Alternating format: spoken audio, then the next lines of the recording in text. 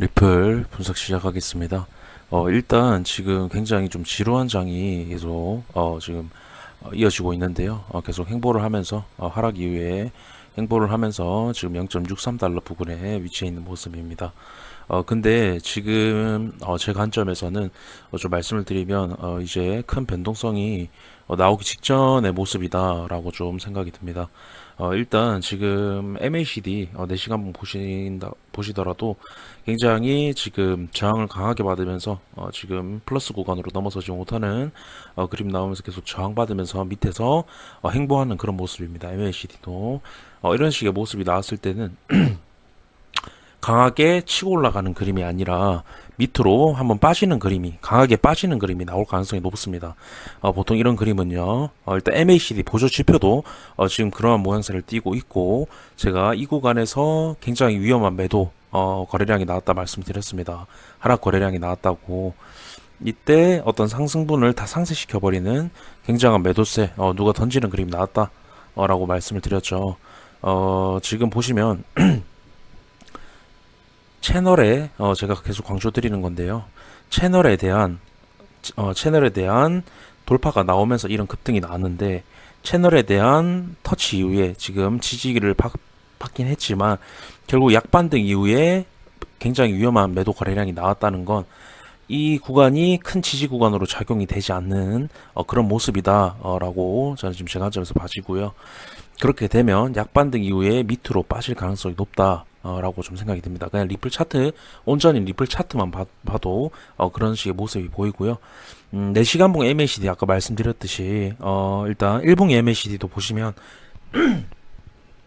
일봉 MACD에서 지금 어떤 큰 반등으로 강하게 골든 크로스를 내려는 모습이 아니라 지금 행보를 하면서 지금 두 개가 겹치기 직전의 모습이죠. 그렇게 되면 이런 모습이 나왔을 때는 아까 4시간 봉도 굉장히 마이너스 구간에서 저항을 계속 굉장히 받으면서 행보를 하고 있다 말씀드렸는데 일봉도 이런 식의 행보 이후에 밑으로 강하게 빠지면서 한 번 더 큰 하락이 나올 가능성이 높다라고, 그러니까 큰 변동성이 나오기 직전의 모습이다 라고 지금 좀 봐집니다. 그래서 아까 어떤 매도 거래량 그리고 이런 식의 MACD의 모습, 그리고 MACD가 보조지표지만 결국에는 지금 구간에서 어떤 매도의 힘을 나타내는 지표이기 때문에 굉장히 지금 매도의 힘이 강하다 라고 좀 말씀을 드리고요. 일단 리플 온전히 이 차트만 봐도 굉장히 매도의 압력이 단기적으로 강한 모습이죠.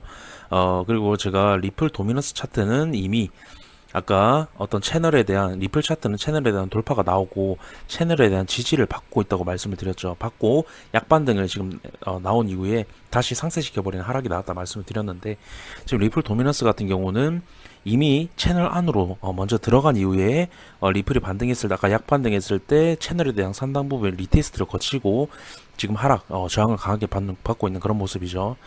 그렇게 되면 제가 말씀드렸듯이 도미넌스도 이 2점 초중반 까지는 하락이 좀 나와야, 이 하단부까지는 일단 하락이 나와야 어떤 반등을 좀 기대해 볼 수 있다. 어떤 반등이라고 하면 어떤 상승에 대한 추세를 좀 이어가면서 어떤 1, 2%, 2, 3%의 반등이 아니라 좀 더 큰 반등을 좀 말씀드리는 그런 부분이고요. 일단 도미넌스가 이미 선행을 했다라는 걸 지금 계속 제가 강조를 드리고 있습니다. 그 부분이 굉장히 중요합니다. 이미 도미넌스는 채널 안으로 들어갔다. 그렇게 되면 약반등으로 끝낼 확률이 높다라고 제가 이 지지 받았을 때 말씀을 드렸죠. 결국에 상단 부분에서 굉장히 위험한 던지는 움직임이 나왔다 라고 좀 말씀드리고 싶고, 결국에는 제 관점은 채널 안으로 하락할 거다라는 거고, 지금 변동성이 나오기 직전, 얼마 남지 않았다라고 좀 말씀을 드리고 싶습니다. 그래서 비트도 한번 보시면요. 비트도 지금 30K에 대한 리테스트가 3번이 나왔다 말씀을 드렸습니다.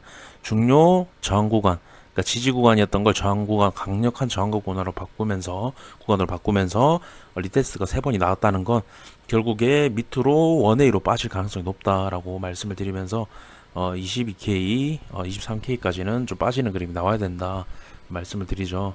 결국에 비트가 하락하면 리플이 아까 도미넌스 말씀드렸듯이 도미넌스가 빠지면서 더 큰 하락이 나올 가능성이 높습니다. 그래서 지금 제 관점에서는 비트가 20% 정도 밑으로 열려 있다고 보고 있고, 리플 같은 경우는 밑으로 40% 정도 강하게 좀 열려 있다라고 지금 보고 있습니다. 그래서 40% 0.37달러 480원 정도 계속 이거는 계속 강조를 드리고 있는 부분이고요. 그래서 지금 구간이 이제 곧 변동성이 나오기 직전의 모습을 취하고 있다. 그리고 결국에 도미넌스는 이미 선행을 했고, 비트도 30K에서 이제 멀어질 준비를 하고 있기 때문에 전체적인 종합적인 분위기를 봤을 때, 그리고 종합적인 차트를 분석을 해봤을 때, 리플도 충분히 지금 변동성이 나오기 딱 좋은 지금 모습을 취하고 있고, 결국에는 하락으로 이어질 거다라는 게 제 관점이고요.